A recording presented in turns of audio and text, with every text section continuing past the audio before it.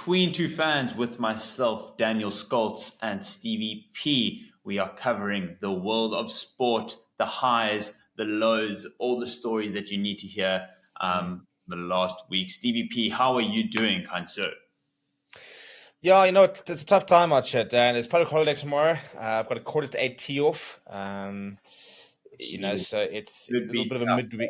Yeah, bit of a midweek break. So it's I think today we've almost hit the record high for the hottest 30th of April we've ever had in the country. So it's a tough life we're living down here in SA, but we're grinding through.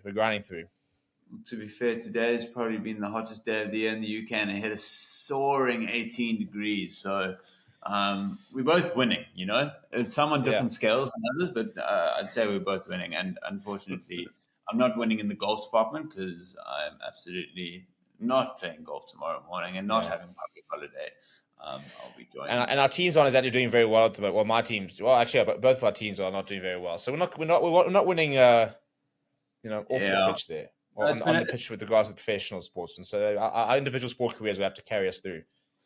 Yeah, it's been a tough month from the perspective of us as supporters. Actually running my first ever marathon this weekend. So hopefully the athlete in me, I don't know, somewhere dark and deep down might present itself this weekend. And so do we dare ask for, are there goals or is it just finishing now? Start to finish, brother. Start to finish. Start to finish sub 3, try and look for that. No, we're hiking Everest this weekend. But is it a trail or is it a road? Yeah, it's a trail up the Welsh mountains. A trail 42. Gonna go find some dragons up there at the altitude. But Stevie, that's not what people want to hear about. They want to hear about how the predictions were last week. And the big story was that last week I managed to turn it around finally. I believe the score is 8-3 now, having just kind of got the tide to turn. And there are 3 different fixtures that we bet on every single week. And we see who is more correct. Stevie is giving me the thumping of my life, but I've just recently won. So let's get through what we bet on last week. First match, Lions versus Munster. Oof. Tough one to watch as a Lions fan. Stevie, your prediction was was Lions by 5. Mine was Munster by 3. Results 33-13 to the men. Yeah, sure. For about 5 minutes. Yeah. So a resounding win for Munster. Massively successful tour for them in South Africa.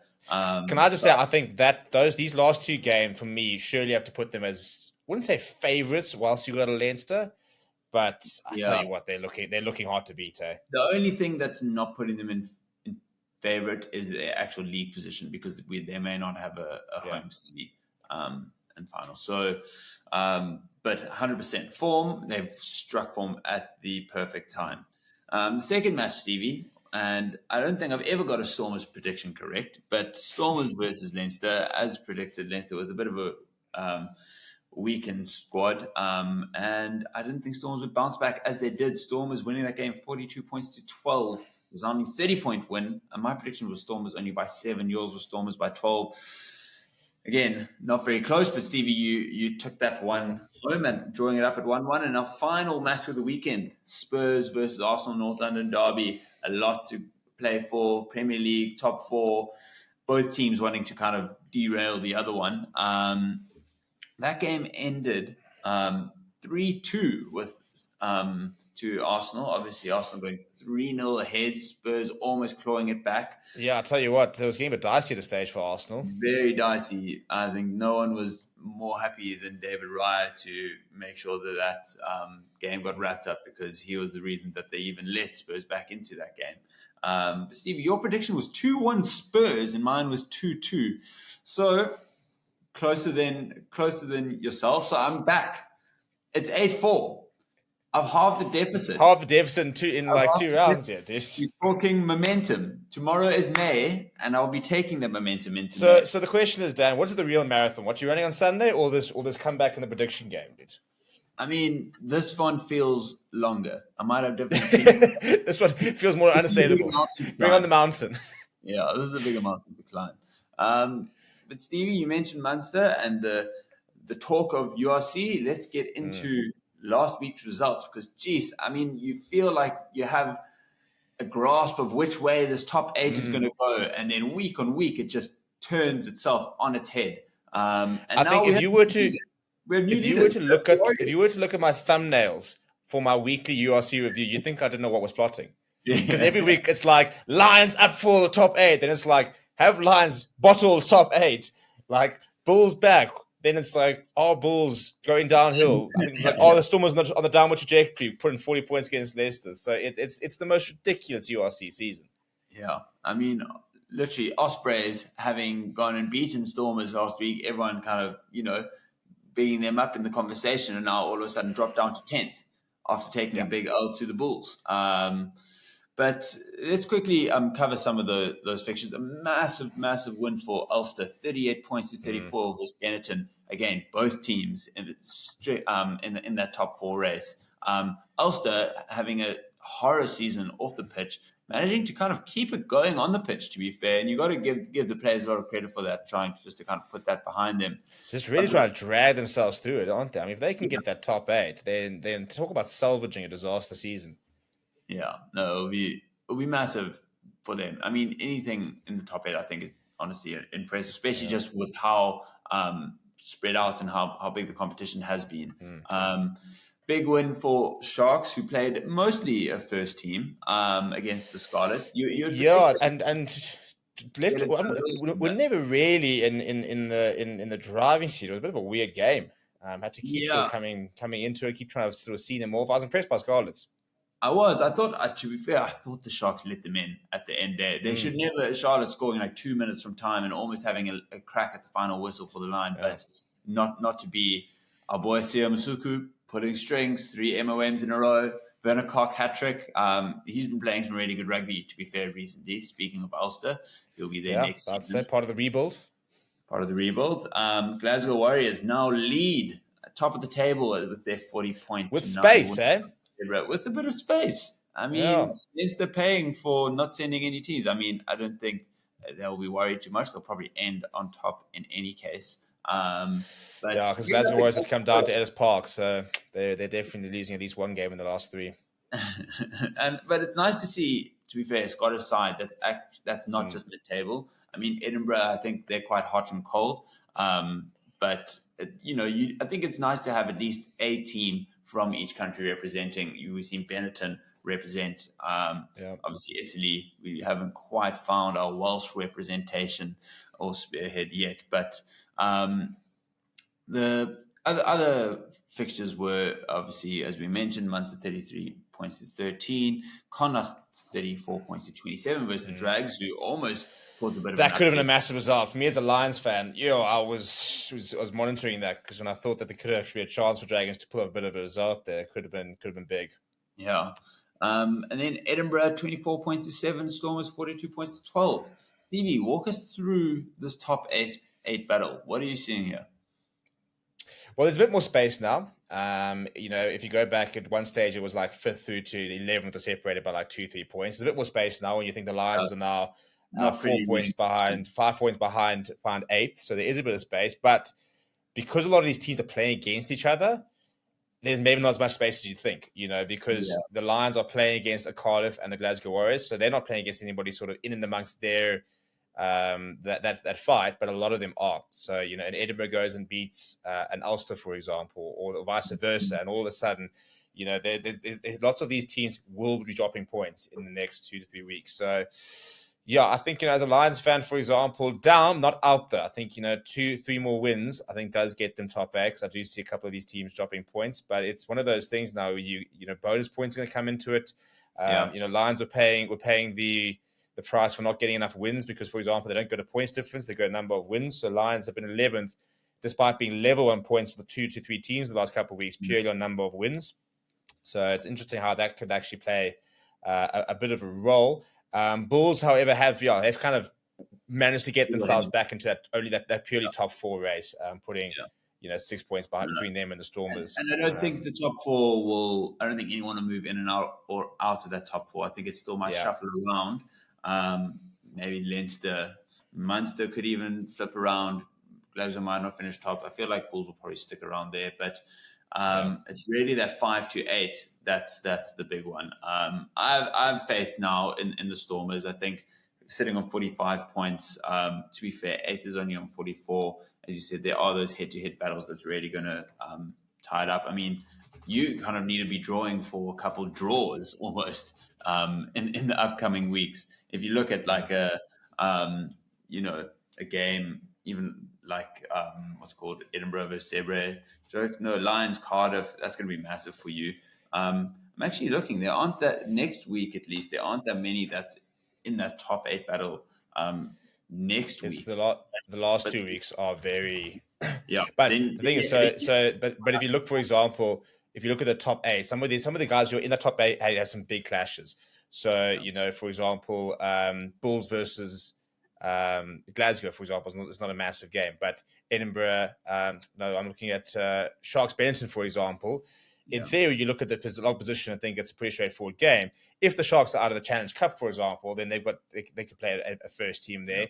It's tough for the Benton to come down and get a result there. Munster looking for top spot. They got Connacht. And then Leinster Ospreys, so a lot of, for example, you could be seeing Benton, Connacht, Ospreys all dropping points there.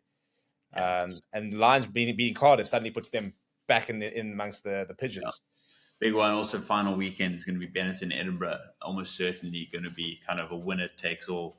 Right, hello everybody, and welcome to Forever Rugby on Forever Sports, and it is Champions Cup semi-final, number 1 time. Leinster versus Northampton over in Croke Park, and such a big crowd in that has actually delayed the game by 10 minutes because so many fans are still yet to get into the stadium. So that is kind of the atmosphere we're expecting. Absolute sold out crowd over there in Ireland for this semi-final, and atmosphere should be absolutely electric. Lots of blue flags in and around the stadium, and a capacity of it's almost about 80,000 or something along those lines.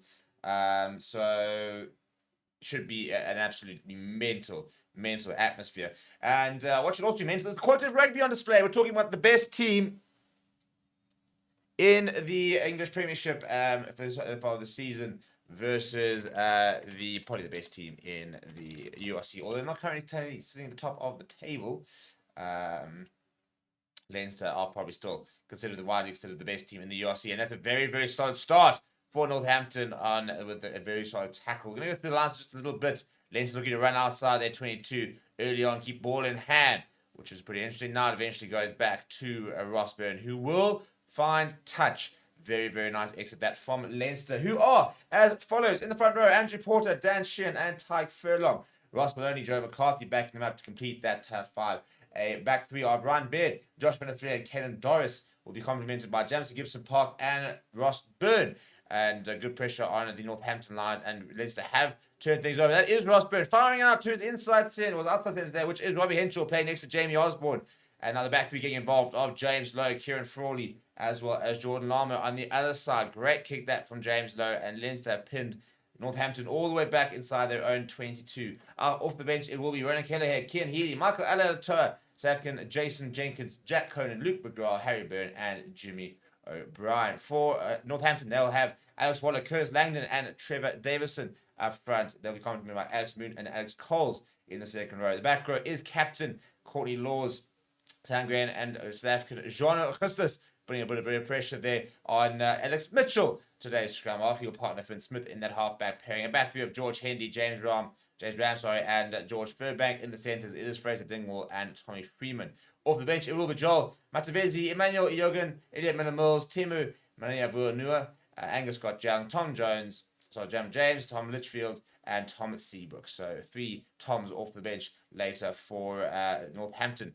And a bit of a cross kick there, almost working out to Jordan Lama, rather, and coming away with it on Northampton on the halfway line. They do have an advantage, but no advantage there, says Matthew Reynolds, and it will be a scrum. An early scrum. We saw very little scrums, for example, in today's clash between Sharks and... did they play again? Can't hear the complete blank. It was Sharks versus... Come on earlier. It was a weird game where the Sharks just didn't really have any scrums. When they did, they actually got hammered the one scrum. Then they got themselves an own scrum win. But the Sharks somehow managing to get themselves into that Challenge Cup final. And now we're going to see the first of the teams to book a spot in the Champions Cup final. Leinster probably the favourites, especially playing in front of what is effectively a home crowd. But Northampton, well, they've been very good in the Premiership so far. Winning 11 out of their 16 games, sitting on the top of the table with 55 points, ahead of Saracens and Bath. So they've been very consistent and very solid scrum there. Interesting to see the decision here. And it is a penalty for Northampton. So a nice start that for them. And they'll take a lot of confidence out of that scrum because you need your set piece to operate. When your set piece is going well, then things will become a little bit easier, really. And so Finn Smith will kick towards the line and give Northampton the first early opportunity at the set piece.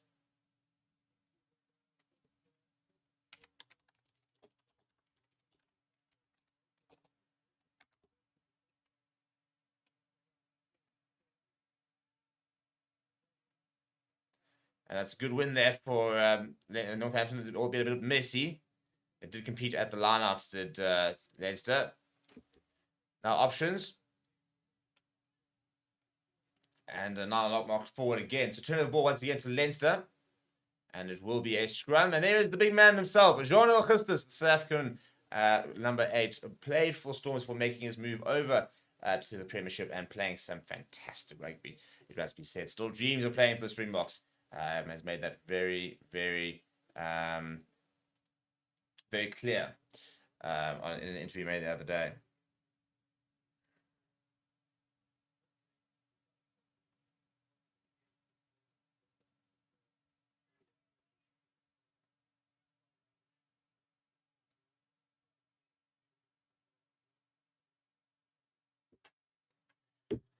Right, so another scrum here, and looked for a pretty interesting scrum battle in that first scrum. So let's see how Leinster do respond. This time they do have the feed.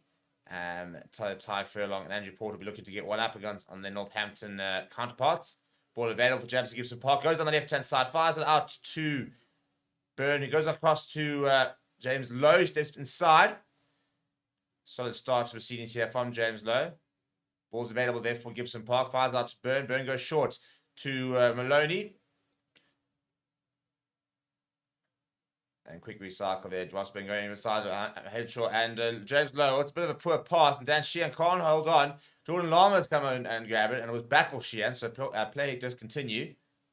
Now, eventually, this decision comes from the touchline referee saying that there was indeed a knock-on. So quite a frantic start here from both teams.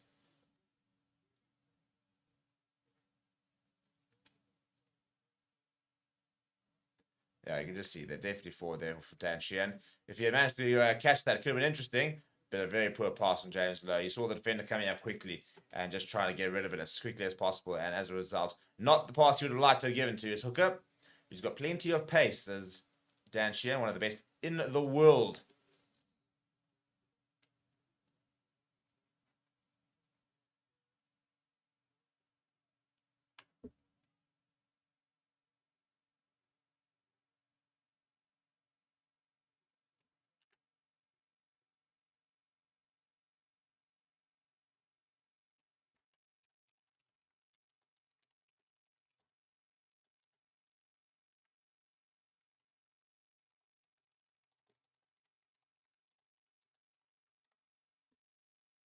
And there's another knock on, and this time it's from Northampton. So it will be a Leinster scrum. So a bit sloppy so far in the early stages of the game from both sides. And Alex Mitchell going and having a word with Jamison Gibson Park. Corey Laws also having a word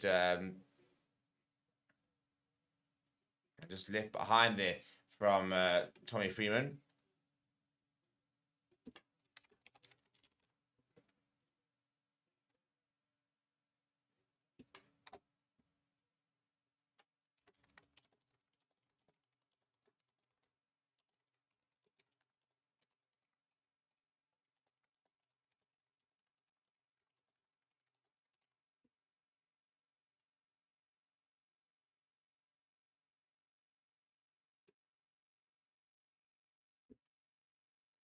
Oh, that one's very steady, and James gives the park. Almost thought about going down the right side, then turned back.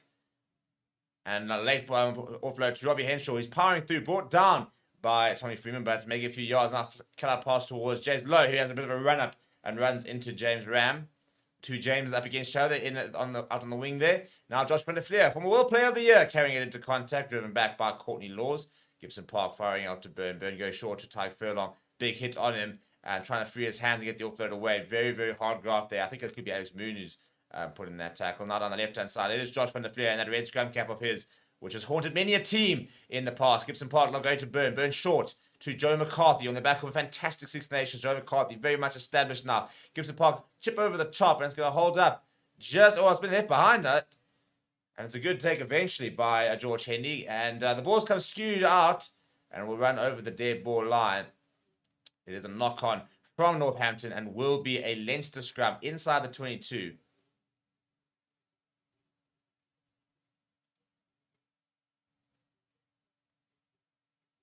Yeah, miscommunication there from Hendy and Alex Mitchell. So they both actually left it, which could have gone very, very badly.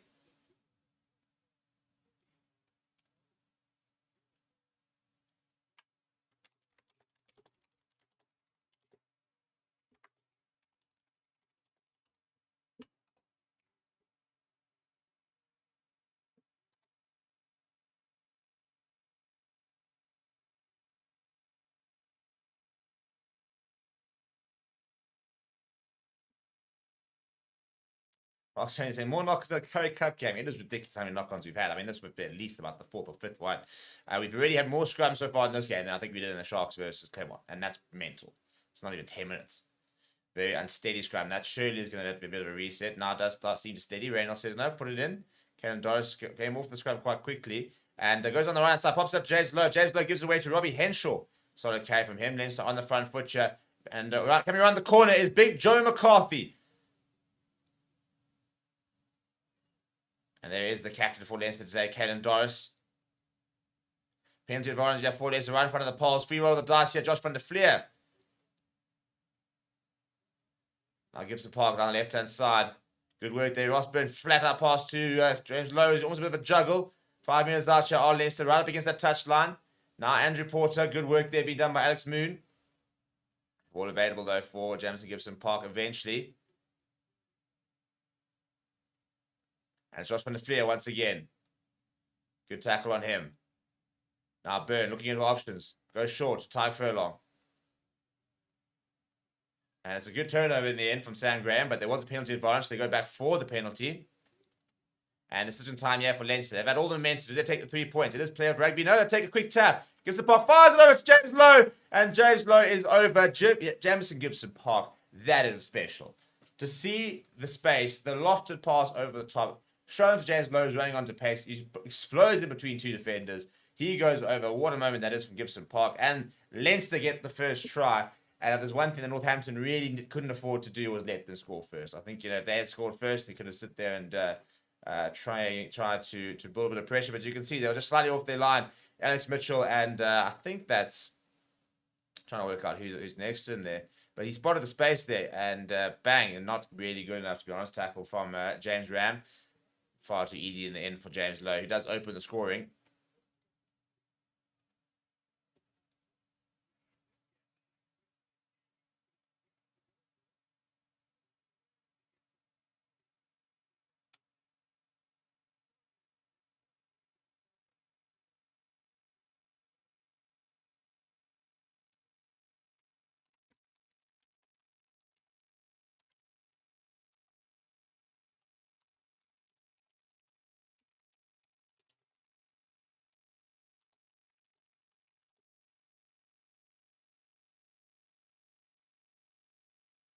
That's a good kick that came from Harry Burns. So, Leinster take up a 7-0 lead in the 12th minute.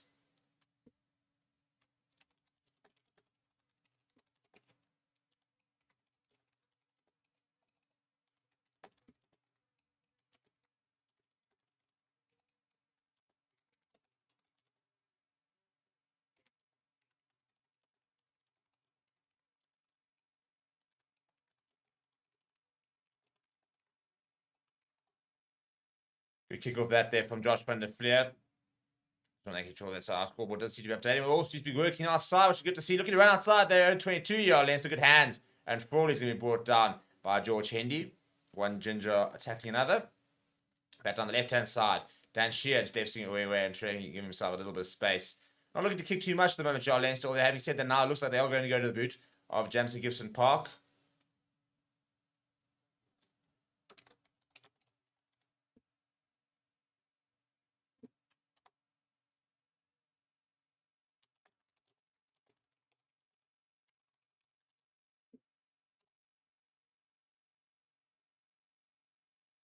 Courtney Laws, so okay from him, working hard.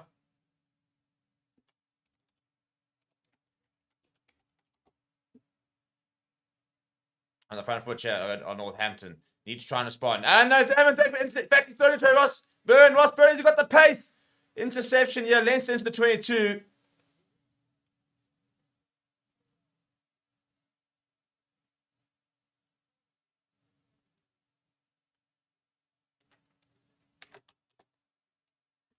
Back on the front foot chair. It's Clayton Doris, the captain today. Gibson Park going on the left-hand side. Good tackle there, but he gets the offload away, does Ross Maloney. And running around the angle there is Kieran Frawley. Good tackle, I think it's slightly high. So, penalty advantage, and James Lowe just can't keep it inside. So they'll go back for the penalty. Immense pressure here from Leinster.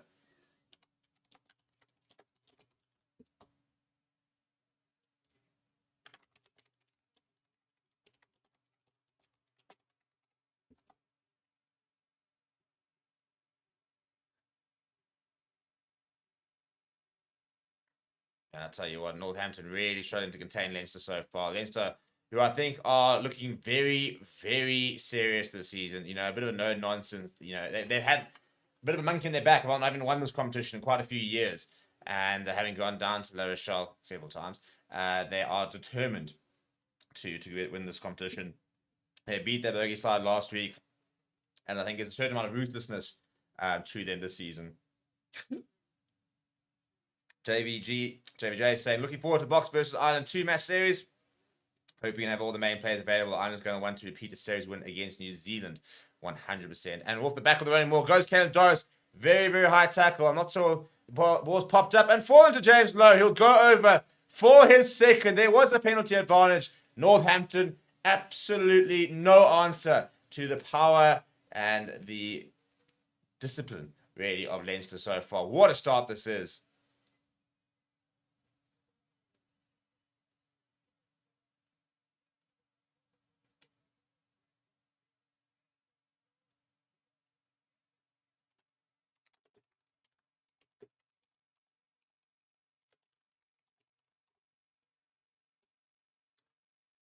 Well, we saw 2 tries from Joris Durand earlier. Now we've got 2 tries from James Lowe. That one very, very straightforward. The ball popping out towards him on the wing, and absolutely nobody in front of him. So he's had a nice start to the game. Look at the celebration. Jacques Nyamba pats on the back, quite literally, for his other coaches.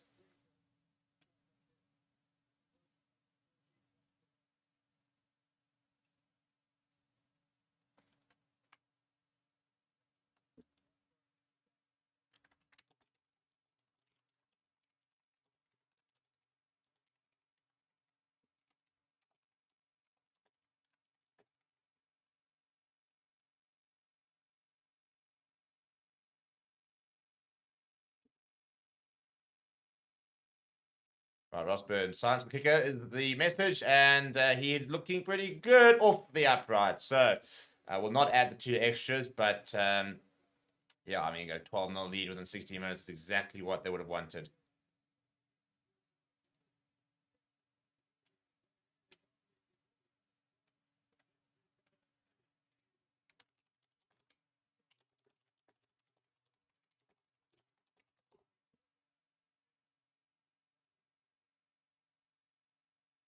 Right, so James Lowe 10, Northampton 0, and Ross Byrne has added an extra 2. So 12 points to nil as Leinster look to try and keep the momentum on off the back of the kick-off. They've tried something a bit different and a bit high in the air and a bit of pressure being put on Fraser Dingwall in its inside centre there. A couple of players running into that ruck there, but Northampton have secured it. They've got to score next if they are to make a game of it. Jean Augustus with a nice run. They need to get players like him into the game a bit more.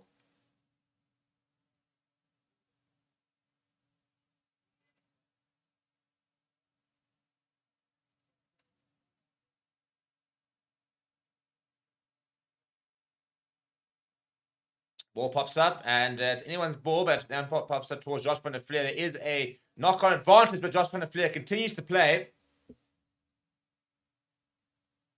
And then knocked down, but then back into the hands of Andrew Porter. Now Dan Shear goes to the boot, but that's completely received by Alex Mitchell. He then returns the favour, and he's been turned Kieran Frawley, who has to palm it down and regathers. A bit of time. He has to look for touches. Frawley will not find it. And now it's a good carry there from Hendy down the left-hand side there. Interesting, obviously they're looking at the DuPont law about the players who can take on the player after they run a certain amount of meters. So otherwise he would have had lots of space for him to attack into. Now Mitchell just taking his time.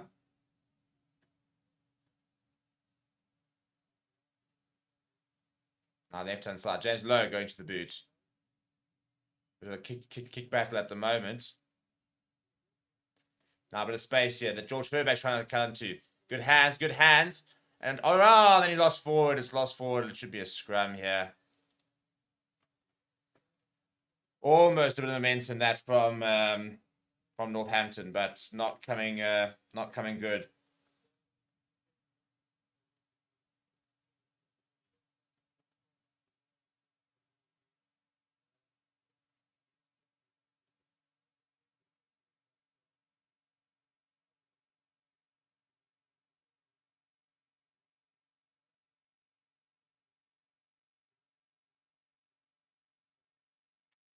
And an injury over here. I think that's Maloney's being checked.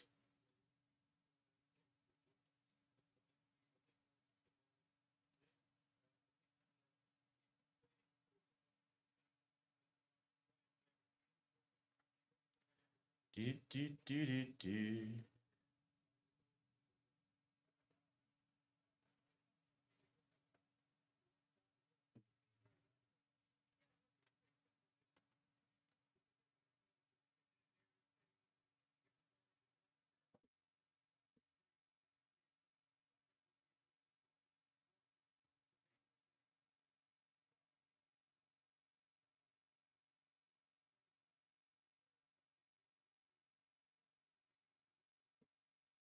Right, so another scrum here. Another knock-on, another scrum, and it is Leinster ball.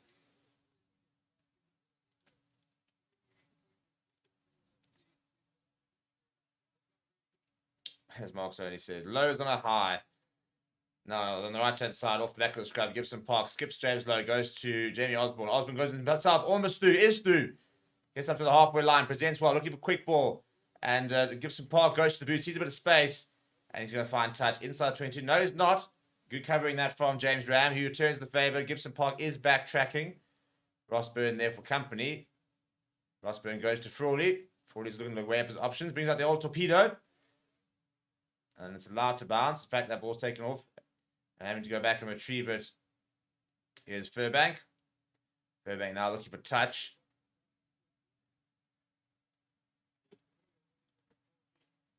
Yeah, very, very good work there. Now Leinster winning all the small battles, including the territorial battle.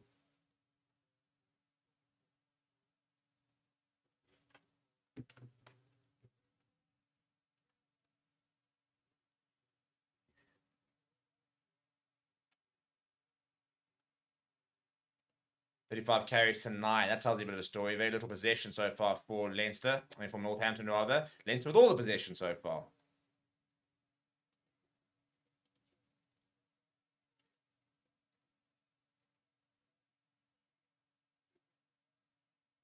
Now Doris, solid work on him.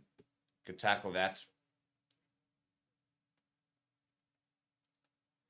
Now McCarthy almost slipping through the tackle. Eventually brought down. Back on the front foot here, go Leinster. And Gibson Park has burgled a penalty against Curtis Langdon. He does it very well to Gibson Park.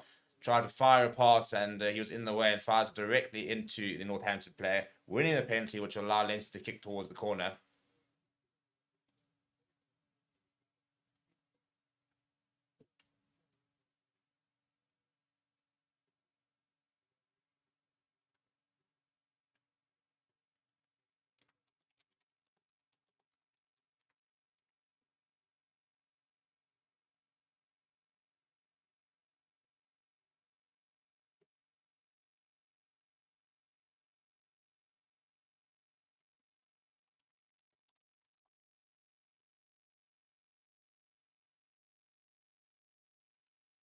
Right, so Colin supporting Leinster. Who you are supporting? I'm actually put that in the poll. Who are you supporting?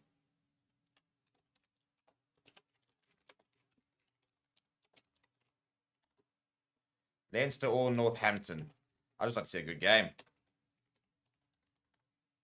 I think that the final we all probably want is, Leinster to lose, but that's not Leinster to lose, Leinster versus to lose.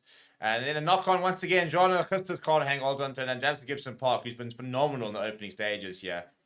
He comes away with a very good work that from Gibson Park. As I think if I had to choose like an early man in the match, it would probably be him so far. Been very, very impressive as the number 9.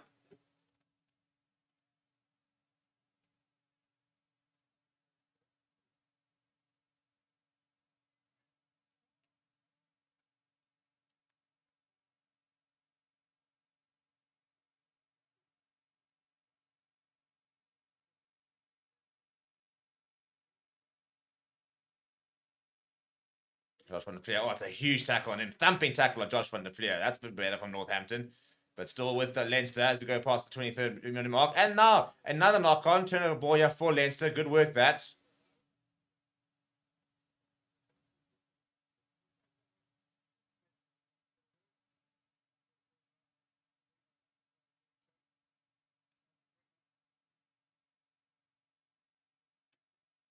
And Frawley will find touch. That's a bit better from Northampton. They'll have the line out inside Leinster territory.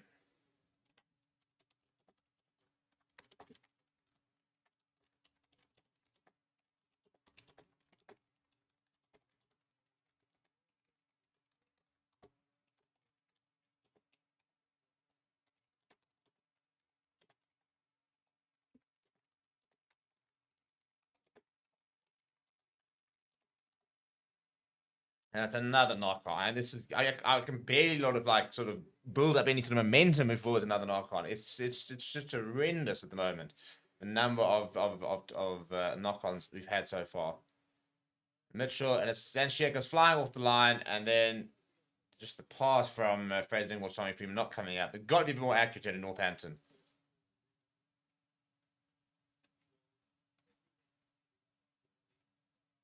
And when you play against Leinster, you cannot afford to have an off day. You really can't. You don't accidentally beat. You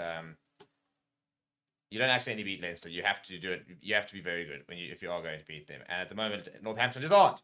So they've got to try and pick things up. They're not up the game yet. It's 12 points to 0. So still plenty of time, but they've got to find a way of getting back to this thing. A free kick will help a little bit. Alex Mitchell taking it quickly, delaying the pass. And Northampton on the front foot here. What can they conjure up here? They go to the big man, and that's Trevor Davison carrying it into contact.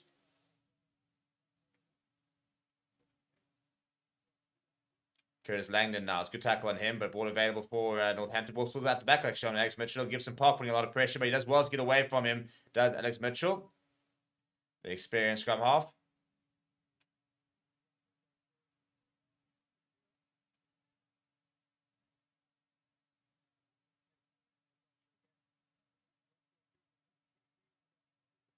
And now turned over by Leinster. And then a penalty for Leinster.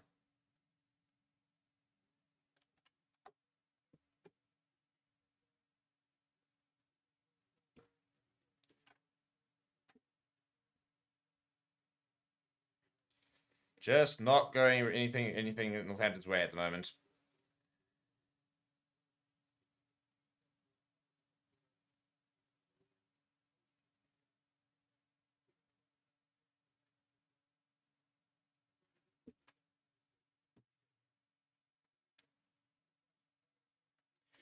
Playing to the bench, and a couple of good players available for Leinster, the likes of Ross Byrne there, Cian Healy. Plenty of international players who they can look on to bring in the second half. Good line that, and they go to, that's Ryan Beard.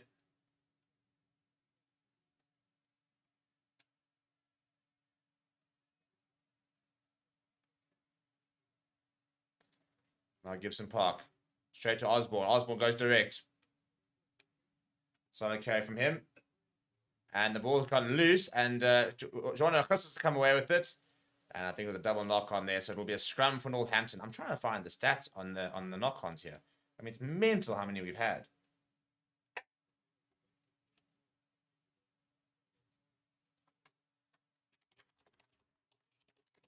If anybody knows a good site that shows you the number of knock-ons, I don't think the EPCR might one actually.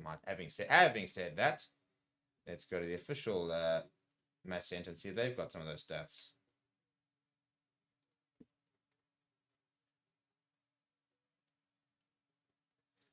Desperately trying at the various different options, trying to see if I can find a website that shows me the knock-ons, because it's been absolutely mental just how many there've been so far. Here we go. Are there any set piece, breakdown, discipline, penalties conceded? No knock-ons there. We have to wait for probably the on-screen graphic.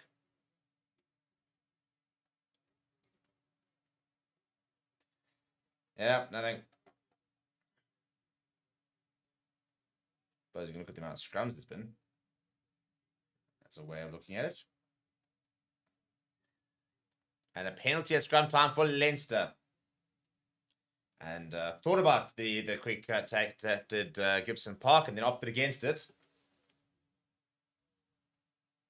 But well, here we go. That's there were 7 scrums before this one. That makes it 8 scrums. So that means 7 knock-ons so far, because none of the scrums were taken off free kicks or penalties. So 7 scrums make it 8 scrums now. And this time, by the way, they are to take the points. Ross Byrne has got a 50% kick success rate for the match. But this one is pretty much right in front of the polls, and why not? Why not? At the half an hour mark, just get some more points, keep it rolling.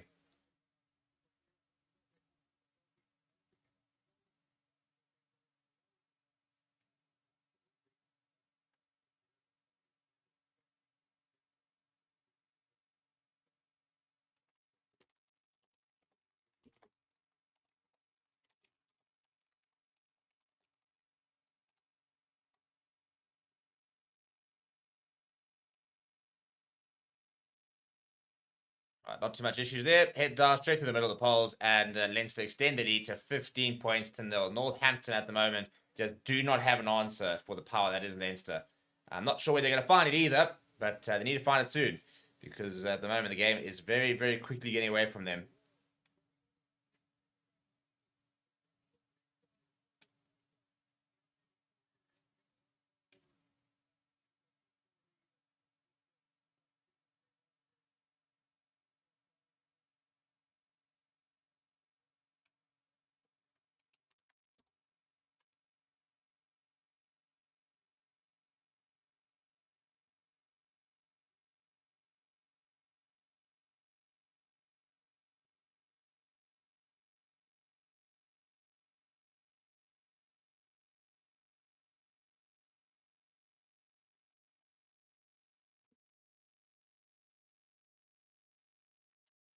Da, da, da, da, da, da, da, da.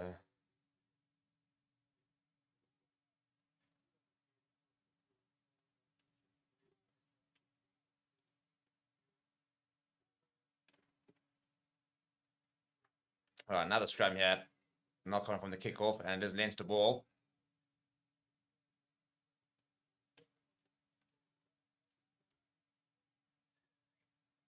And it is a penalty on the halfway line.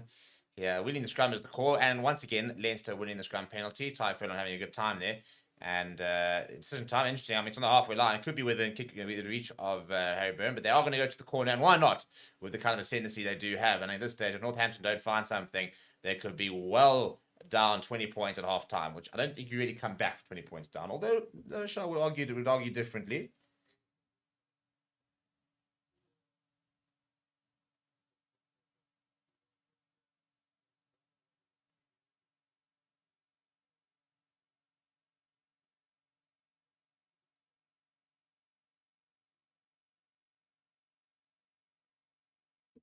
And on the right-hand side, Dan Sheehan.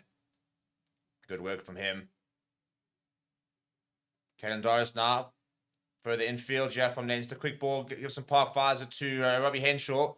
Henshaw goes himself, backed up by Frawley. Corny Laws trying to get his hands into that ruck. Now options there. Andrew Porter goes himself.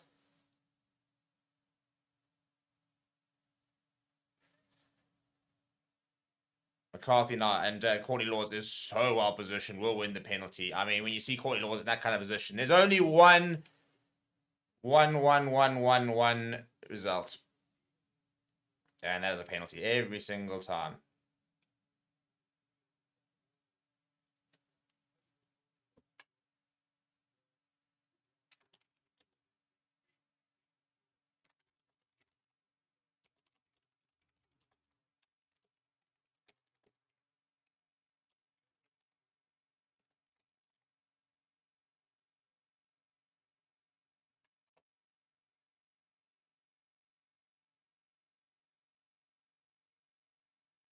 That's good work there. Pops it up there from Fraser Dingwall. Mitchell. They've got numbers. The numbers, Spirit, man.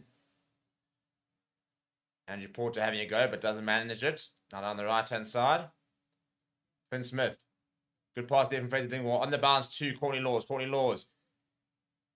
Gibson Park just hangs onto a leg. Basically makes himself a bit of an anchor. Much better this from Northampton. A couple of phases here. Joanna Augustus carries it well. Ball available for Alex Mitchell. He goes to the boot. Right up against touchline is James Lowe.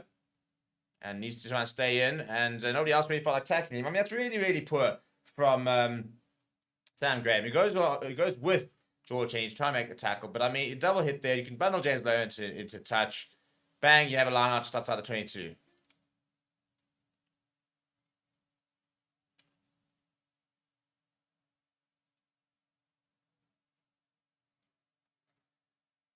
And off the hands of James Lowe. James van der Fleer kicks it ahead, and there is no advantage. There's a knock-on, so it will be a scrum for Northampton, just inside Leinster territory on that far right-hand side. And about 6 minutes left on the clock, almost exactly 6 minutes left on the clock.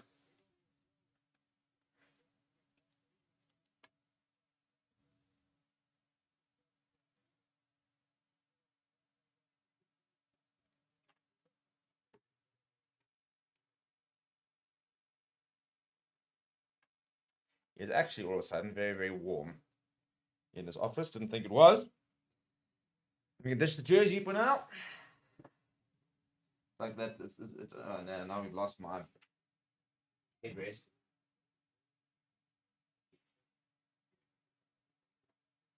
Very, very uncomfortable like that.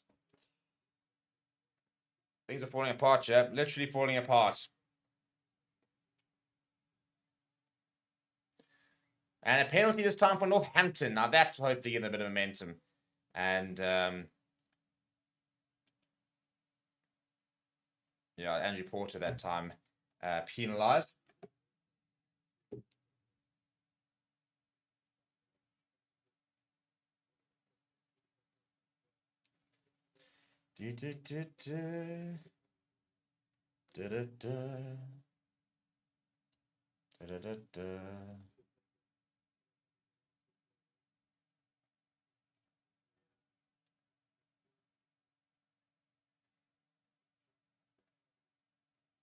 Right, now Courtney Laws, Alex Mitchell, Finn Smith going flat to Sam Graham. Big carry from him.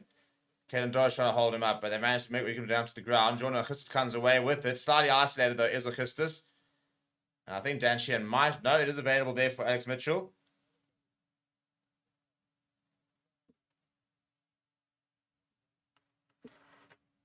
Now dab through. James Lowe under a bit of pressure. As the... Yeah, it's a really good kick. Not sure the dab through was really the play there, to be perfectly honest. Will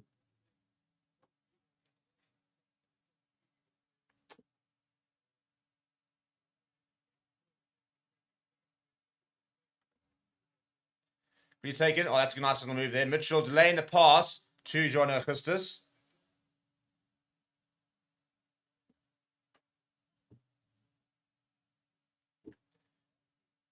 No, sorry, Currie. I think that's Alex Moon. Now down the right-hand side. Another dab through. This time a bit of pressure on...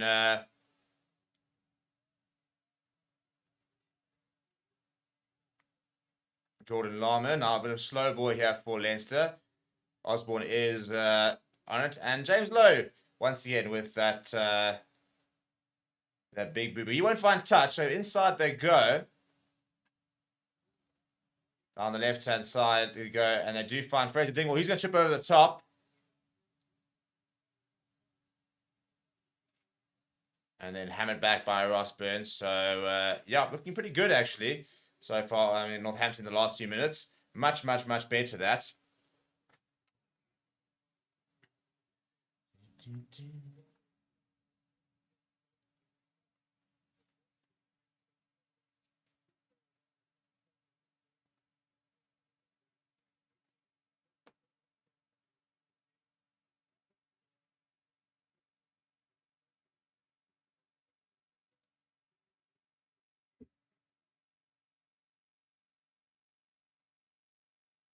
Looking to see the potential foul play here.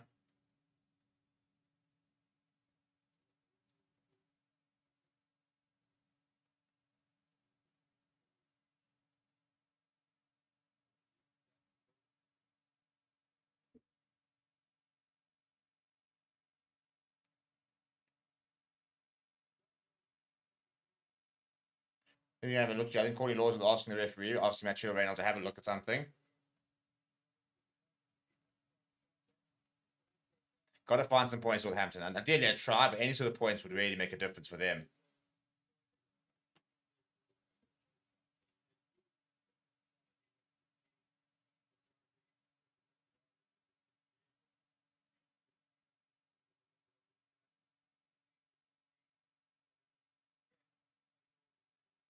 James Lowe, 3 defenders beaten 5 times. He's found gain success, scored 2 tries.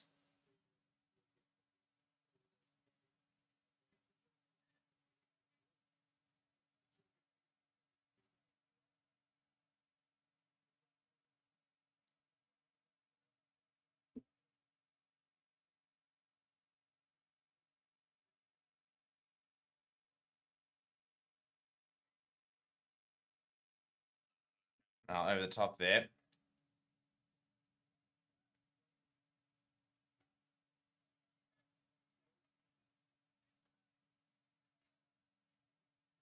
Northampton now, a bit of possession, which is what they've needed.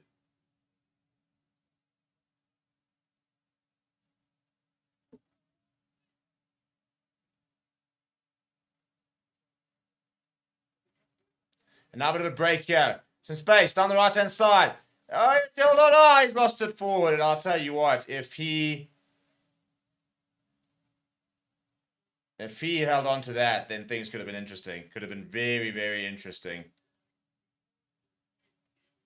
And there you see that one of the players comes flying in, creates that overlap. This pass is better. Now not behind him, then I think things could have gotten very, very interesting.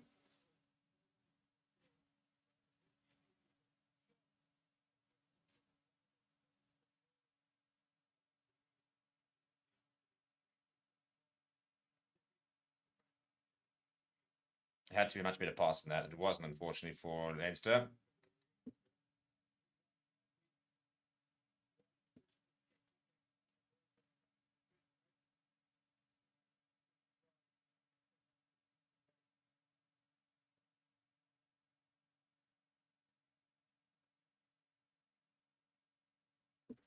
Right, so they're going to take the points here on Northampton. They're going back for the penalty. And Finn Smith has grabbed his tee pretty quickly. I think that's a good kick from him. It is a very good kick. And Northampton finally have points on the ball with 15 seconds left in the first half.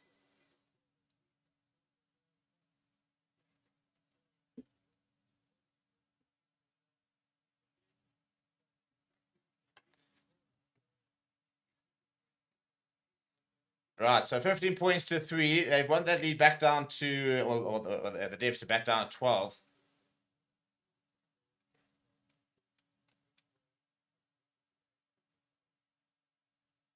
And it's a good chase. And they've actually won it back. James van der Fleer back on the front foot. Well, the last thing Northampton can afford to do is to concede points now after that. All they've got to do now is turn this ball over, get to half-time, have a bit of a reset. But on the front foot here, go Leinster. And it's Ty Furlong, Ross Byrne rather, goes short.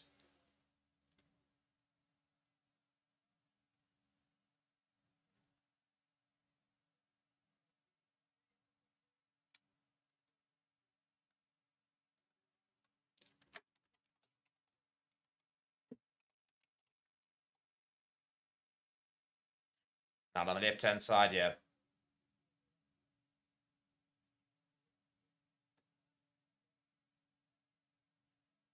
Right, Gibson Park. Still going here, Leinster. 1 minute over the 40-minute mark. Henshaw caught on the ball. Corny Laws is lurking, wants to try and effect a turnover here. And there could be his opportunity. No, ball available for Gibson Park. Now on the left-hand side, Quentin Doris pops it up to Ross Byrne. McCarthy gives it back to Byrne. Jordan Lama comes back inside. Spins away from one, eventually brought down. This one has to be good here from Northampton. If they concede a penalty, all they'll do is concede the 3 points they've just managed to get themselves.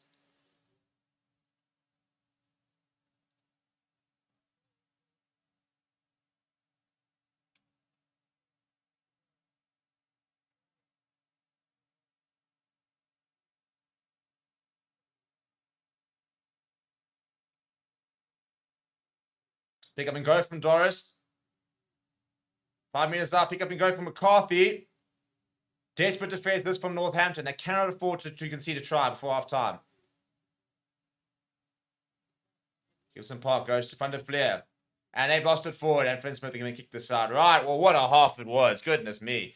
Action-packed over at Croke Park, and the ball eventually goes out. At half-time score, it will be Leinster 15, Northampton 3. We're going to take a little bit of a break. We'll be back in just a bit for the second half, and hopefully it offers a similar type of excitement. I'd like to see Northampton score first, put a bit of pressure on Leinster, and then we can really see what they're made of. But we'll see you guys in a bit. Hello, everybody, and welcome back to Between Two Fans with myself, Daniel Skoltz, and Stevie P. We are covering the world of sport, the highs, the lows, all the stories that you need to hear the last week. Stevie P, how are you doing, kind sir? Yeah, you know, it's a tough time out here, Dan. It's public holiday tomorrow. I've got a 7:45 tee off.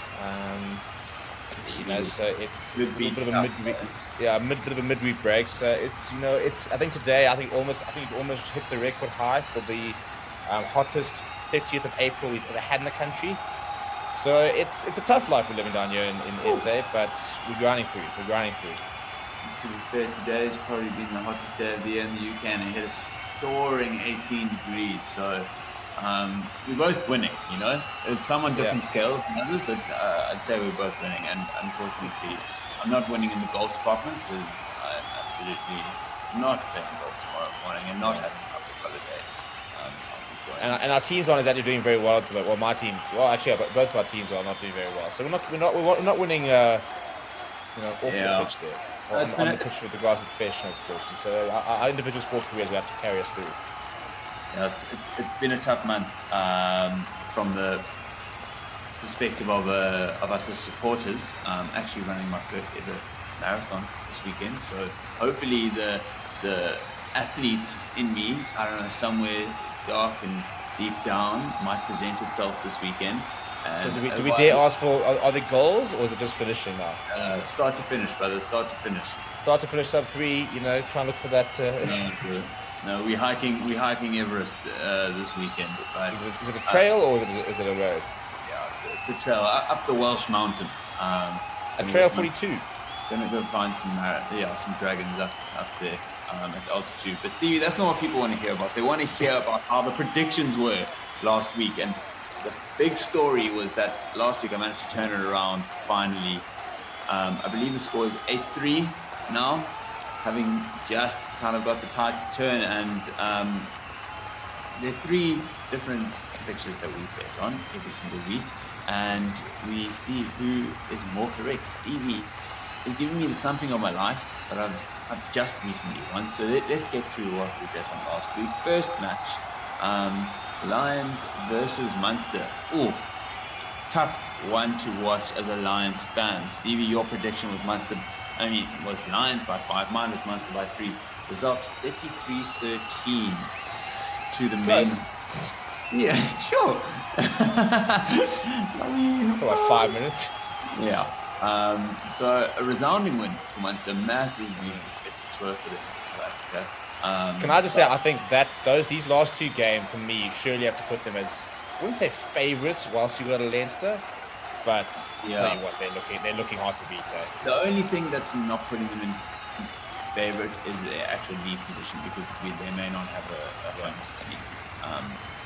So, but 100% form, they've struck form at the perfect time. The second match, Stevie, and I don't think I've ever got a Stormers prediction correct, but Stormers versus Leinster, as predicted, Leinster was a bit of a weakened squad, and I didn't think Stormers would bounce back as they did. Stormers winning that game 42 points to 12. It was on a 30-point win, and my prediction was Stormers only by 7, yours was Stormers by 12. Again, not very close, but Stevie, you took that one home and drawing it up at 1-1. And our final match of the weekend, Spurs versus Arsenal Northampton derby. A lot to play for, Premier League, top 4, both teams wanting to kind of derail the other one. That game ended 3-2 with to Arsenal. Obviously, Arsenal going 3-0 ahead, Spurs almost clawing it back.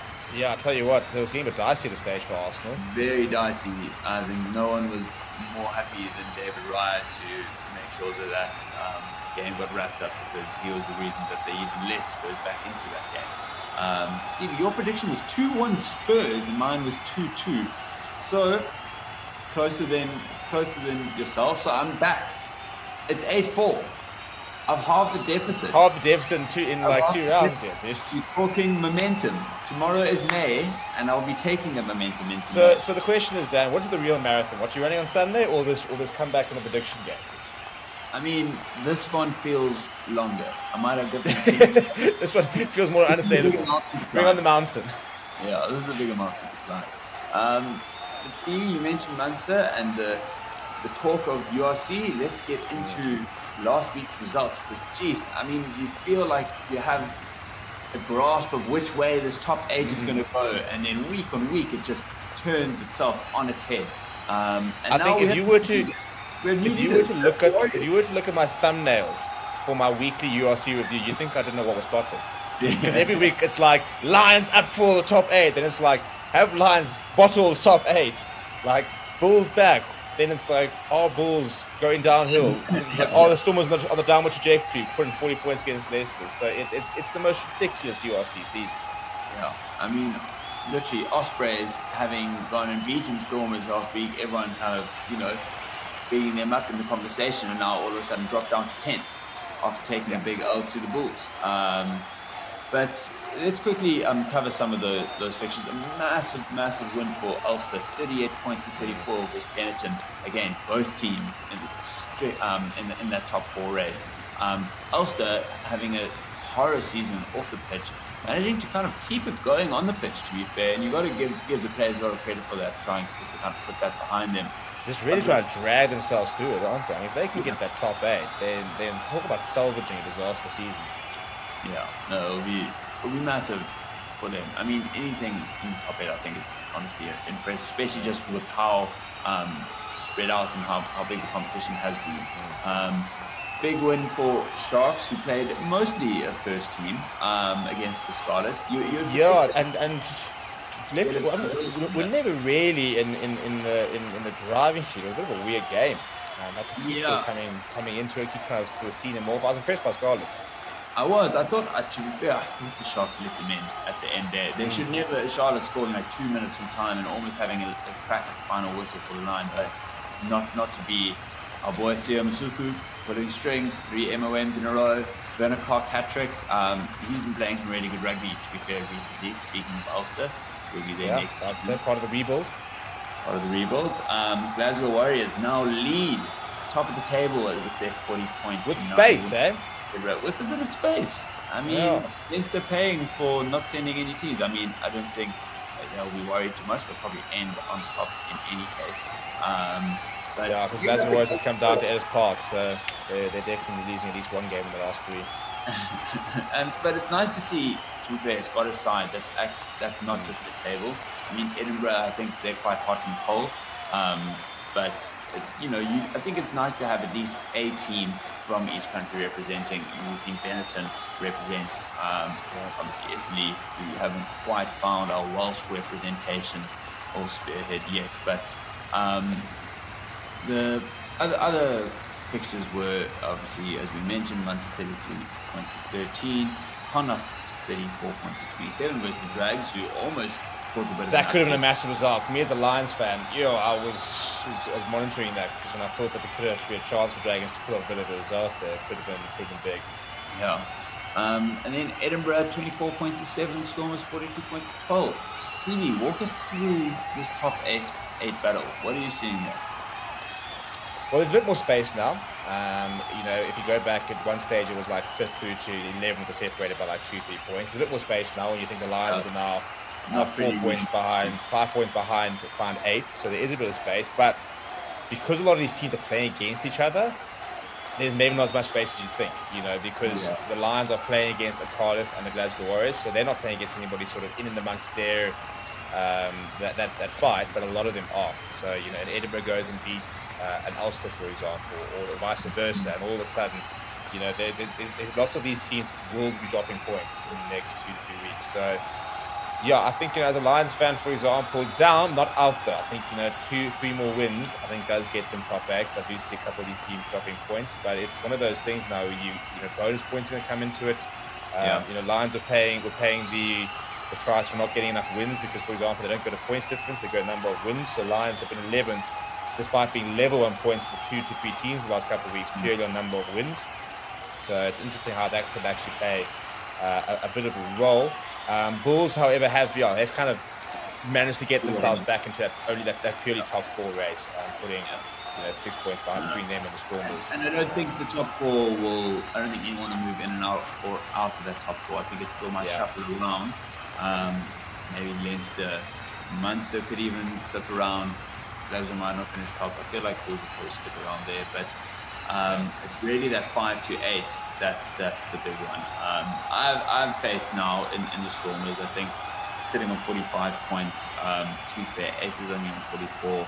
As you said, there are those head-to-head battles that's really going to tie it up. I mean, you kind of need to be drawing for a couple of draws almost in the upcoming weeks. If you look at like a game, even like it's called Edinburgh versus Sebre, Lions, Cardiff, that's going to be massive for you. I'm actually looking, there aren't that, next week at least, there aren't that many that's in that top 8 battle next week. The last 2 weeks are very... But but if you look, for example, if you look at the top 8, some of the guys who are in the top 8 have some big clashes. So, for example, Bulls versus Glasgow, for example, it's not a massive game, but Edinburgh, I'm looking at Sharks Benton, for example. In theory, you look at the opposition and think it's a pretty straightforward game. If the Sharks are out of the Challenge Cup, for example, then they can play a first team there. It's tough for Benton to come down and get a result there. Munster looking for top spot. They got Connacht. And then Leinster Ospreys, so for example, you could be seeing Benton, Connacht, Ospreys all dropping points there. And Lions being Cardiff suddenly puts them back in amongst the Pigeons. Big one, also final weekend is going to be Benetton, Edinburgh. Almost certainly going to be kind of a winner-takes-all type of endeavour. Not to mention kind of the Munster-Ulster one, which would be Munster looking to get kind of probably a home semi versus Ulster to qualify. So we love a bit of jeopardy here on the show. Yeah. We do love a bit of jeopardy, and this is... I think that's going to be what's so exciting, is that these last 3 weeks mean a lot to all 8 teams. Yeah. The top 4 is not done. First is not done. 7 to 8. There are 11 teams out of 16 who are fighting tooth and nail for every last point. Previously, I think the top 8's been relatively sorted, maybe 8 or 9, and then we're kind of just seeing what's going on between the sort of the top 2. Agreed. And to be fair to like the Scarlets and Dragons, they're still putting up fights. It's not like they've just packed the season. They're not walkovers, yeah. The Sharks still need to stay on top. They want to obviously win the Challenge Cup, knowing that qualification for the USC is out of the picture. But to keep that winning momentum is crucial for them.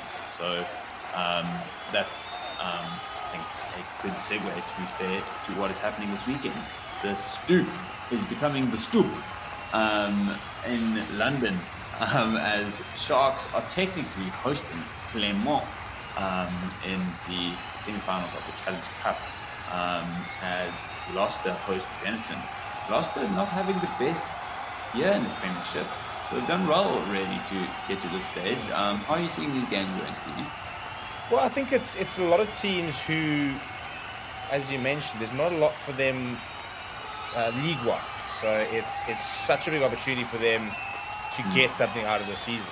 This is their last shots. They can win all 3 games in a row with bonus points when it comes to the URC, and they still will not touch 8th. They'll still be 4 points behind. So there's nothing for them left in the URC. Yeah. But there's a Champions Cup spot at the end of that Challenge Cup. You look at Benson, for example, they're fighting and this potentially could not make the top 8. They might be outside the Champions Cup next season, but there's a Challenge Cup in 2 victories' time. So for me, that I think is what's so exciting about the Challenge Cup games, is that there's so much to play for. I mean, obviously your Champions Cup, all these teams, Toulouse, Leinster, Northampton, all looking to try and win their local leagues.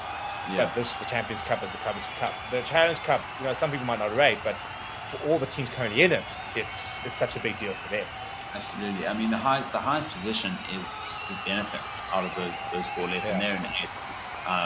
Sharks in 13th, out of kind of 16. And then Gloucester 9th out of 10, and Clermont are 10th in the top 14. So, kind of this is, for a lot of them, other than Benetton, the rest of them don't have actually that much to play for. This is it.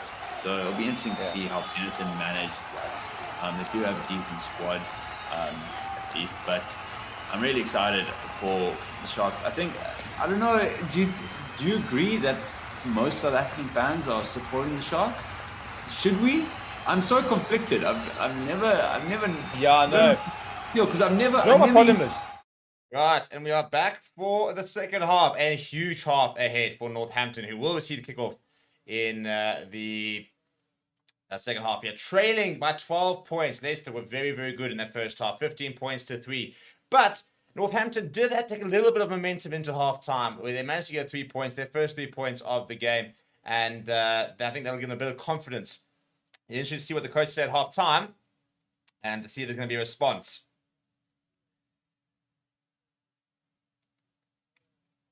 Because they need it. They have to score first here.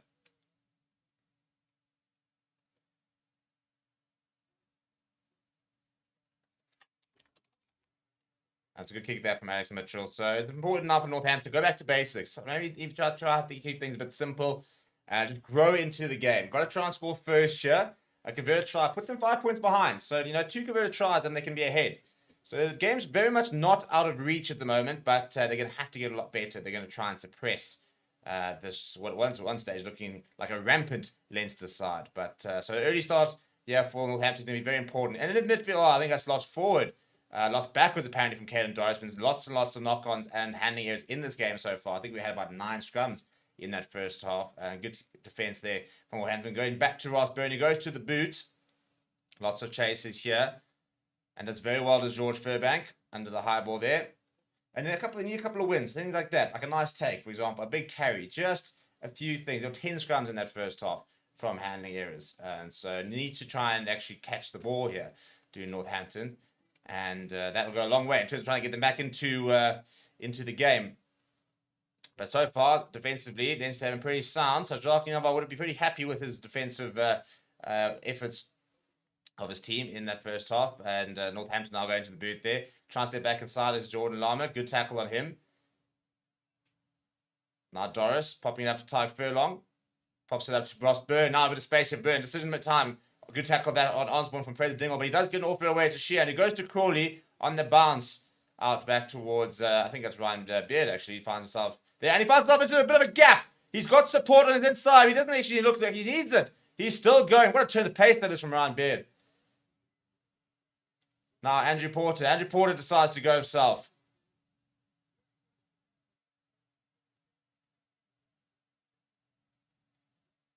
Now show and go.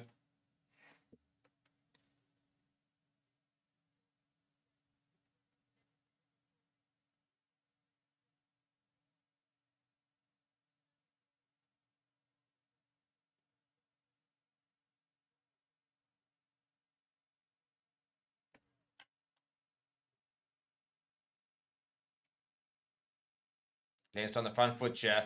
Big carry there from Osborne. It's a good tackle on him. Ball comes loose on the bounce. And Sheehan pops it up to Frawley. And Lowe's going to go in for the hat trick. And that's disaster for Northampton. Could be it. That could be it. The perfect start for Leinster. Exactly what they didn't need happening here at Northampton. And that's really, really poor from them. I just need to really sort something out. So I'll be back in 2 seconds.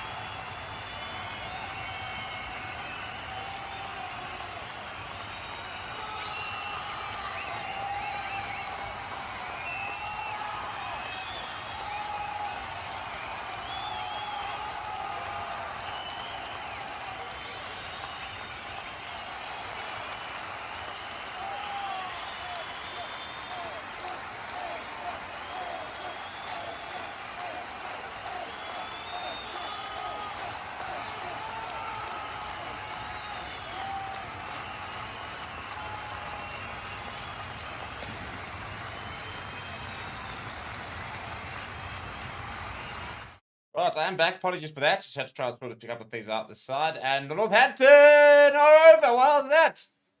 We don't have it. Well, you're welcome. You're welcome. You're welcome, Northampton fans. Because literally, within seconds of being back, they are over. And, kicked a cut to try and get them 10 points away.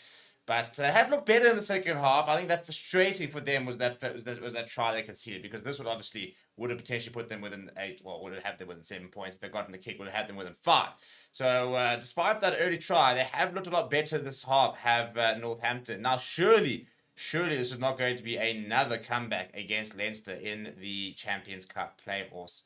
We've seen it last year in the final, for example, and maybe a bit of demons coming back if they do start to let the slip a little bit. So we'll have to wait and see exactly how they manage it. I personally think this is too much for Northampton. But hey, you never know. You never know.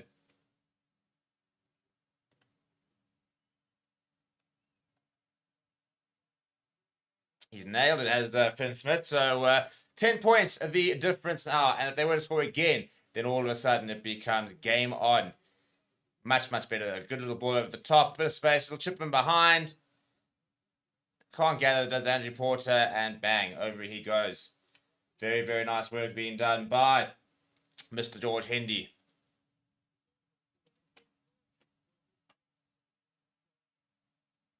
Right, 20 points to 10 with 20 minutes on the clock.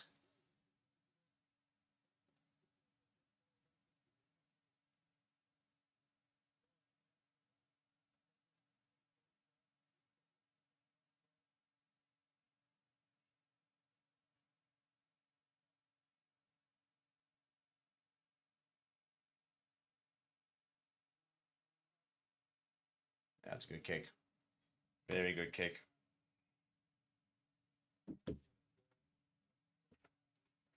It's a good clearance that from Alex Mitchell. They'll need a big bounce from the bench, will Northampton.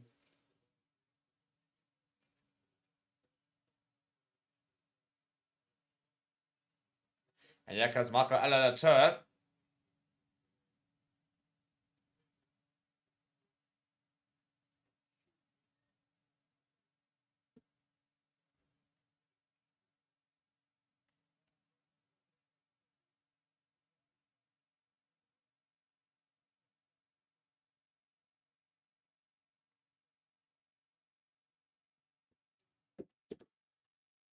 Good defense that. Leinster on the front foot here, though. Give some par fives to Osborne. He's had a pretty strong game so far.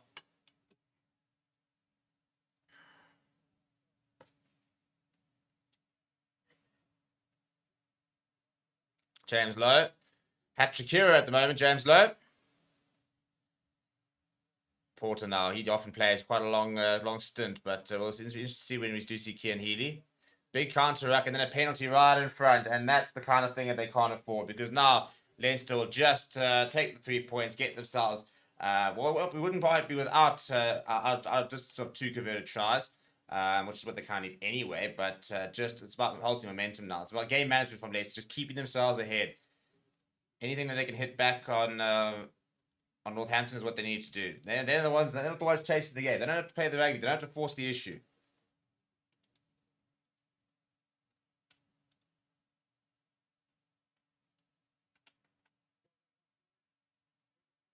Look at that crowd, and that's absolutely immense, isn't it? And a lot of them will be trying to go to that final if Leinster were to make it. It'll be at the Tottenham Hotspur Stadium this season. It was at the Aviva last year, and they lost. So yeah, maybe a change of scenery would be a good thing actually for Leinster.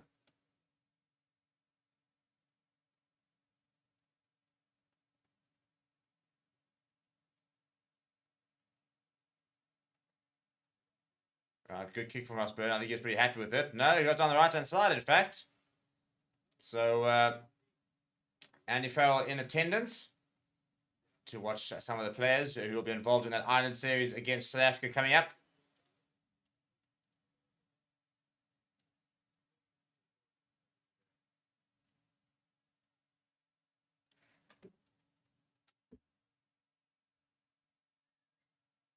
And a penalty for Wolverhampton now.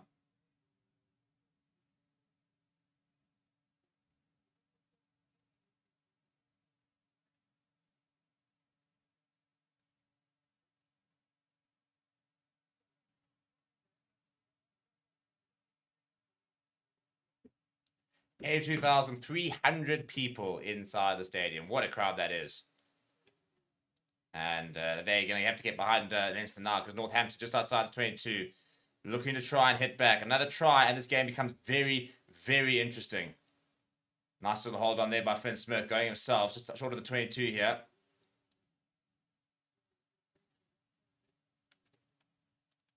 Now, good to carry that from Matavesi. A brand new front row on for Northampton, by the way. Almost through. Looking for the offload, and it's coming forward from Fairbanks. So actually, in the end, pretty poor from turnover ball here. And then a penalty for Leinster.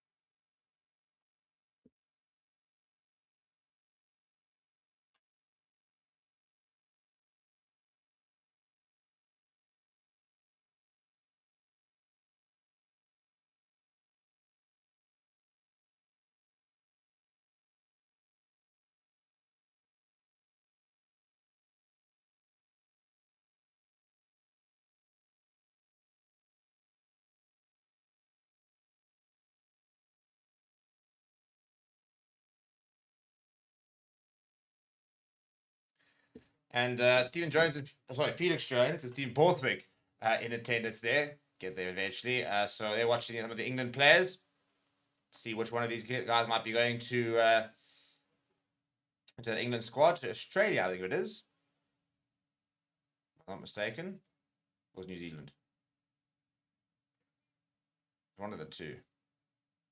I want to say Australia. I'm pretty sure it's Australia. That England are playing in the July tests.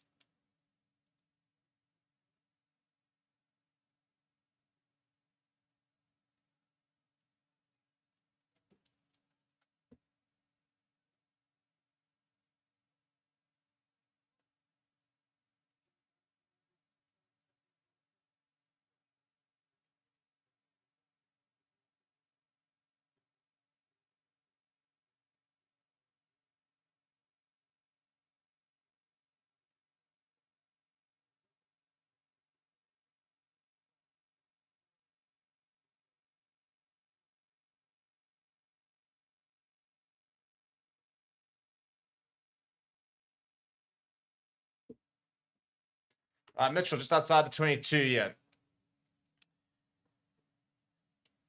And it's deep to Gibson Park. Good work from him. He'll return the favour to Mitchell. Mitchell gets away from Frawley. Then sees a bit of space down that right-hand side. Goes to the boot. James Lowe underneath it. He's going to chip and chase. Bit of space for him. And it's tapped back inside. And Furbank does pretty well to get away from James Lowe. And does very well. Oh, it comes loose and it gets turned over. Joe McCarthy goes to Porter. Porter to Byrne. Byrne sees a bit of space.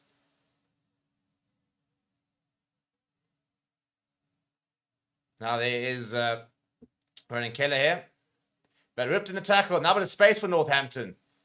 George Henry's going to put his head down. He comes back inside. Jordan Lamo makes a good tackle. Augustus there to add his support.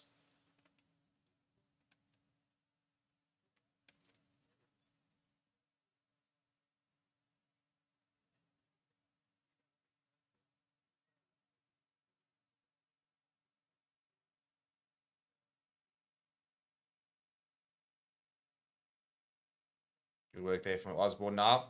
Looking to run it back. Leinster with possession just inside Northampton on the far right-hand side. Game is definitely getting a bit more open, though. Gibson Park goes to the boot.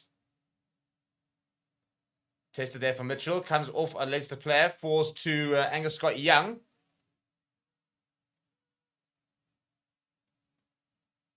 Now step back inside there from Matavesi. Northampton camped out inside their own... oh, that's good hands.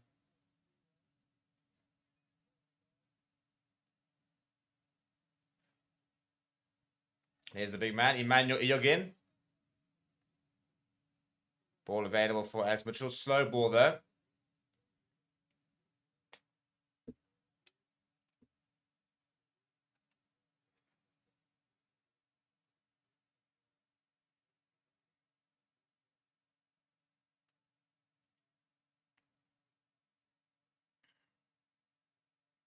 And then a kick there deflected by James Lowe, and he offloads to Michael Alalato, his first carry of the game. Northampton trying to just drive Leinster back a bit. That's a big tackle coming on Conan, who's on. As is Jason Jenkins, by the way. Now Byrne goes to Lowe. Lowe's going to take a while. Then he goes to the boot. Osborne's going to chase, as is Robbie Henshaw. He hammers into Furbank. The ball comes loose. Osborne's doing a very good work there to put pressure on James Ram, but the whistle has blown. I don't know if it's a penalty or if it's a knock-on. I think it'll be a knock-on against Henshaw.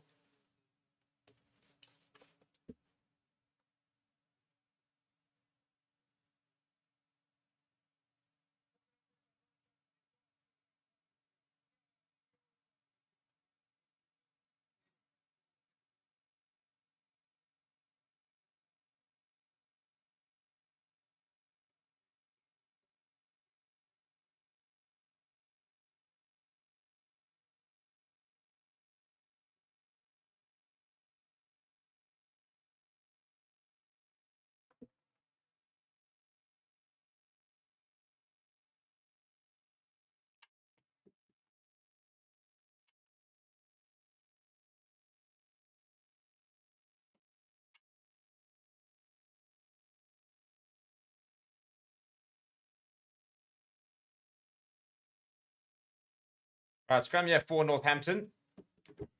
The right-hand side, And onto the field is Tom James to try and see off the rest of it. Going very direct there is Dingwall. It's a good carry from him. And on the right-hand side, good step that. Nice little intervention. He's looked full of energy since coming on as the replacement hooker, Joel Matavesi.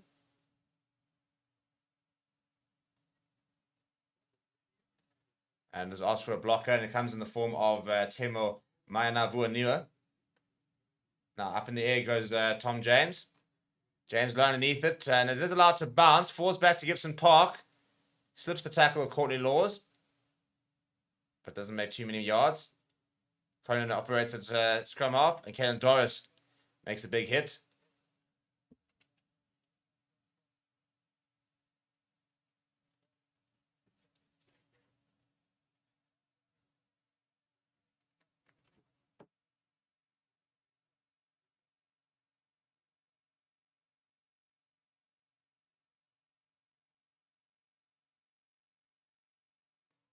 Chip over the top. It's probably the right idea from Finn Smith.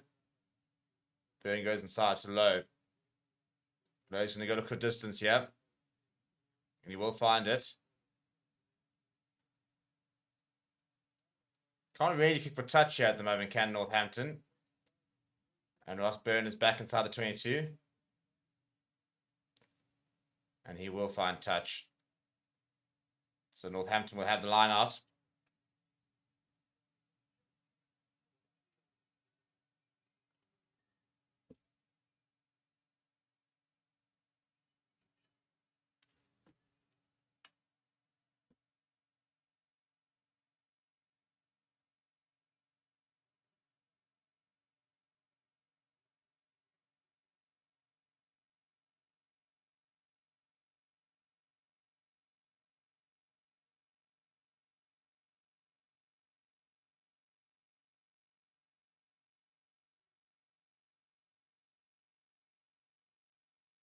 Right, it's a bit of a break in play here. Not entirely sure why. I'm trying to think with an injury here.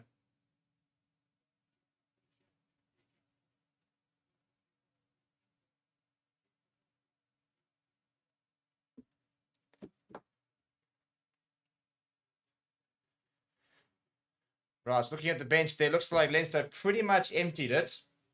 I think it is Ken Heady coming on. Joe McCarthy is receiving a bit of treatment. You're going to have to continue because Jason Jenkins is already on. So they've run out of options in the second row. But it does look like Ken Heady's come onto the park. No, Andrew Porter's is still there. I lie.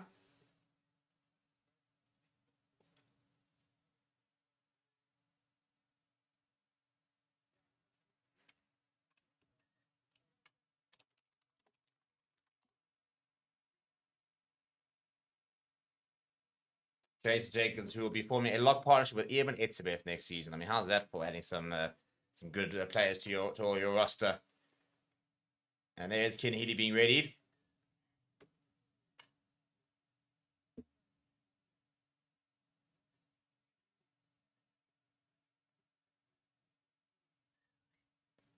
And a penalty there for Northampton. But it's running out of time now. Into the final 10 minutes. They've got to score in the next 5 if they're going to make a game out of this. Ben Smith finds touch just outside the 22. Good momentum so far, yeah, from Northampton. Here comes Cian Healy for Andrew Porter.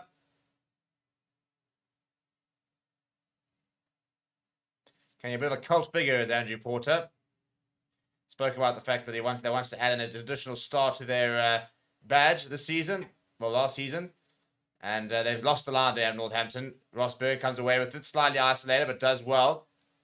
Just to buy a couple of extra seconds. Now back to James Lowe. James Lowe goes to the boot. And they're going to have to run it back from deep here at Northampton.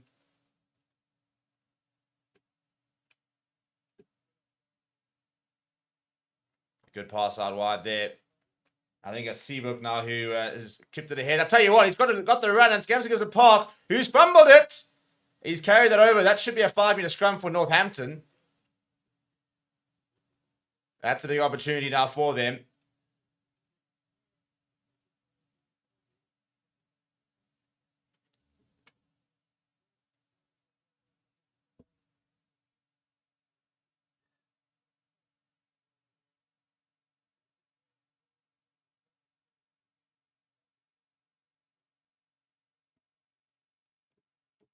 So that is carried back, so it should be a 5-meter scrum.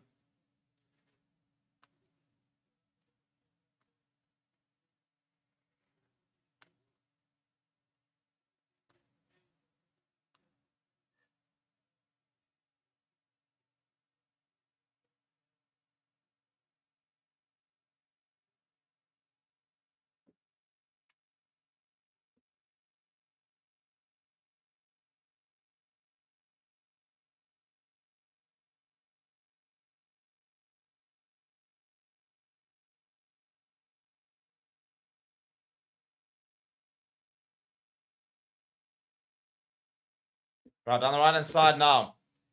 Nice and direct. Penalty advantage here for Northampton. Finn Smith, cross kick. It's a great take from Kieran Fordy. They'll go back for the penalty. That's a fantastic take. And he's going to stay down here as Chris Crawley. And definitely not going to be no rush to get going here. Leinster under a lot of pressure here. A converted try for Northampton brings them within 3 points, which means that a late penalty could level the scores. A try could win it. They very importantly need a converted try, though. If they don't convert the try, then they'll have to score another one and convert it if they are to potentially win the game or at least draw it. So 2 unconverted tries would be a draw. Now pick up and go here, and it's the big man over there, Jorgen, who carries firmly here. They can't waste too many time here, can Northampton. He's not supporting his body like, I'm not sure they should say play on now. I think it's a knock-off. Oh, tell you what, he's almost jumped straight over them. Has Elliot Miller-Mills. Now ball at the top. Well, there's the first try. And it's through. I think that could be Seabrook has just come on. Well, here we go. Is there yet a twist in the tail?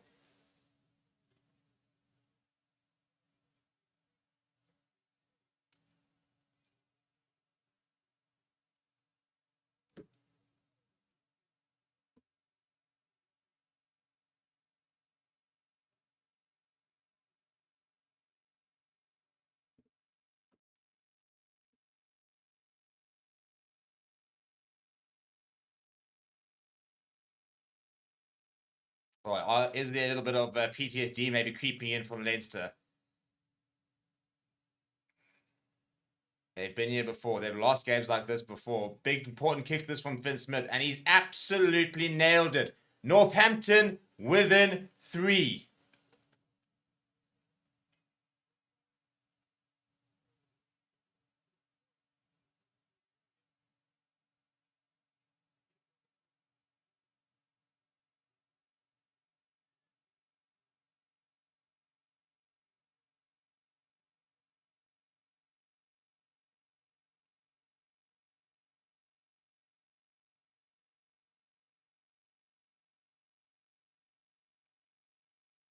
Right.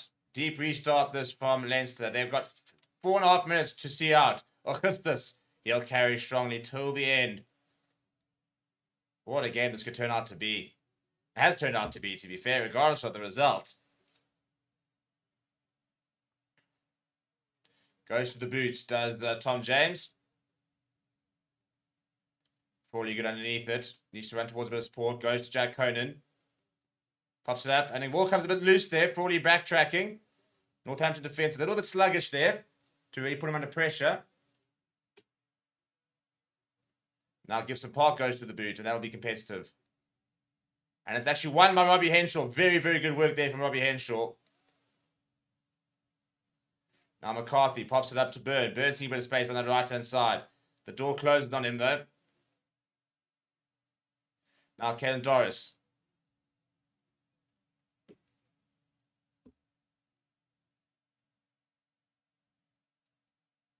Gibson Park on the left-hand side goes Jack Conan. Good tackle on him.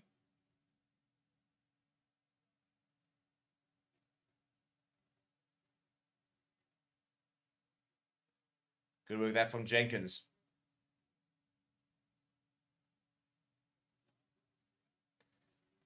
Corey Laws just disrupting the ruck there. Now on the right-hand side. Needs to go. Keep it quite tight. Trying to run the clock down here.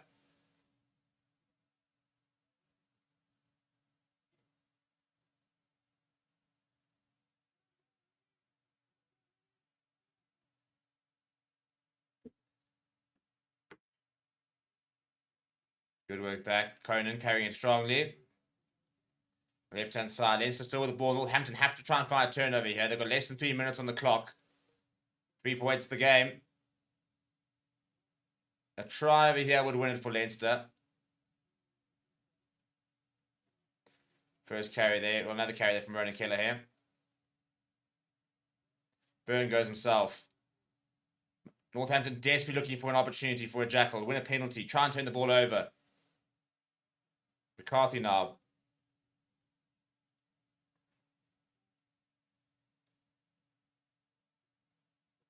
Kian Healy now. Osborne again. He's carried lots of times. Very busy as Osborne. Ball's loose though. Northampton have turned it over. Bit of space. Bit of space.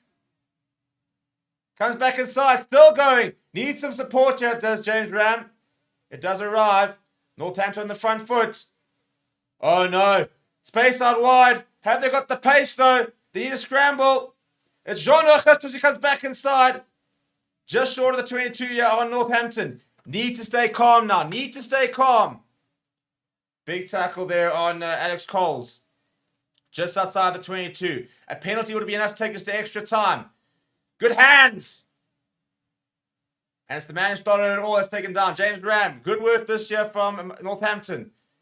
Bit of a fumble. Popped it up. Fraser Dingwall slightly isolated. Lost a bit of momentum here now at Northampton, but still in the right part of the field. Just over a minute left. What have they got in them? A penalty for Leinster. That could be the difference. Massive. That is Jack Conan over that ball with, I think, Caelan Doris, and that will probably be the game.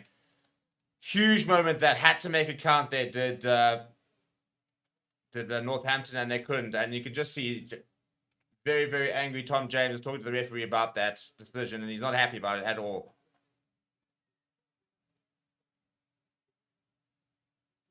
Yeah, you could just see it was Caelan Doris and Jack Conan all over that ball. Conan timed his arrival perfectly. The captain and Jack Conan, 2 seasoned international players, clutching up when needed most. 40 seconds left. Now Leinster should be able to do this.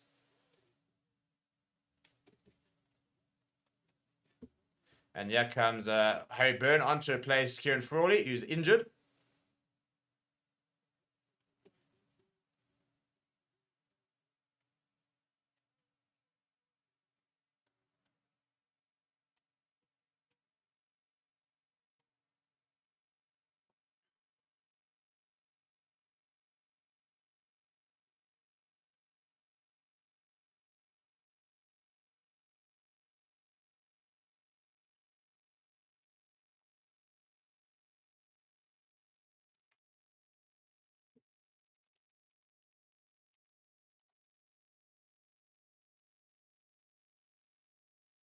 And Frawley is limping off. Right, so it is a line out for Leinster here. Corey Lord's going to have to try and win this. Anything besides turning over the ball now should be a Leinster victory. That's it. They've got 20 seconds left now. They're going to run it down with the ball. Leinster should be able to get over the line now, but what a comeback it almost was for Northampton.